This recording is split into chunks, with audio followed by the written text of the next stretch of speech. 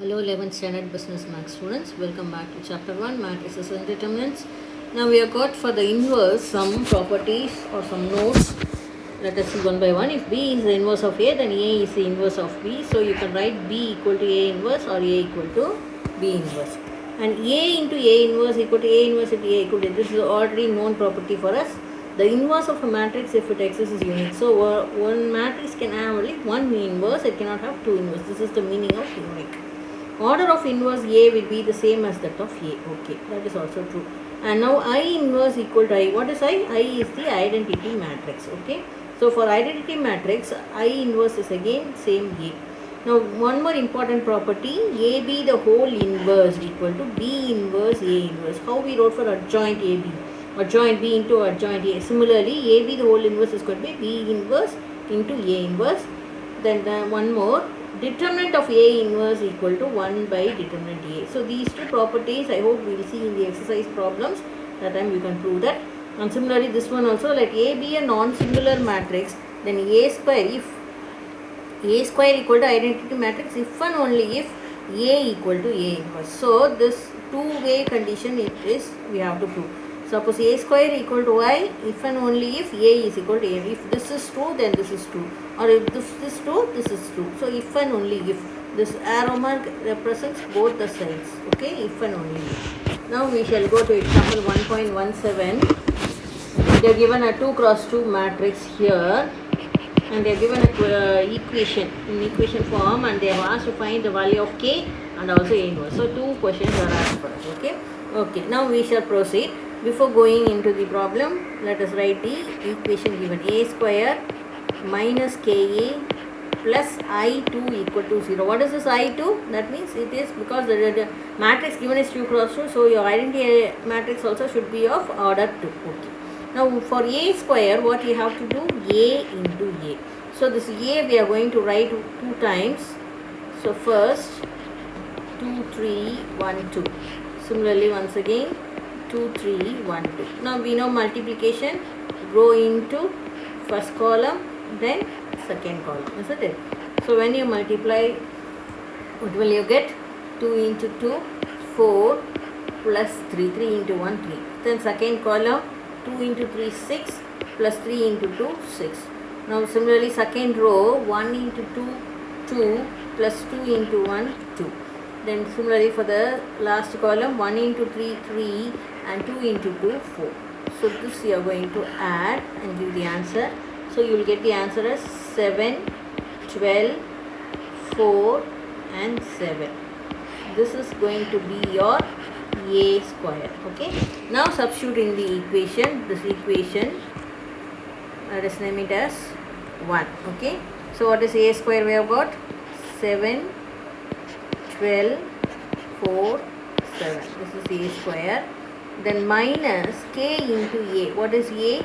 2, 3, 1, 2. And then plus I2. What is our I2? 1, 0, 0, 1. And this side we have got 0. So that does mean that 0 matrix. So that also we are going to write in the form of a matrix. Okay. Now multiplying K inside. If you take K inside, all will be with K. Now we are going to write it as a single matrix. Okay. So 7 minus 2K plus 1. First one. Corresponding element you are going to add or subtract according to that. 12 minus 3K plus 0. Now coming to the second row. 4 minus K plus 0. Similarly here 7 minus 2K plus 1. So this is our 2 cross 2 matrix, and in the right hand side you have got 0, 0, 0. Okay. Now solving this one, you can make it into terms as 7 plus 1, 8. So 8 minus 2K. 0 you neglect 0 here and here. So this is going to be 12 minus 3K. And here it is 4 minus K, and here it is 8 minus 2K.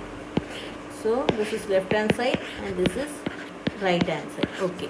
What does this mean? First element equal to 0, second element equal to 0. Similarly, for second row, first element equal to 0. So each element is equal to 0. So you can take any one of the element and you can solve for K. So let us take the small element here, 4 minus K.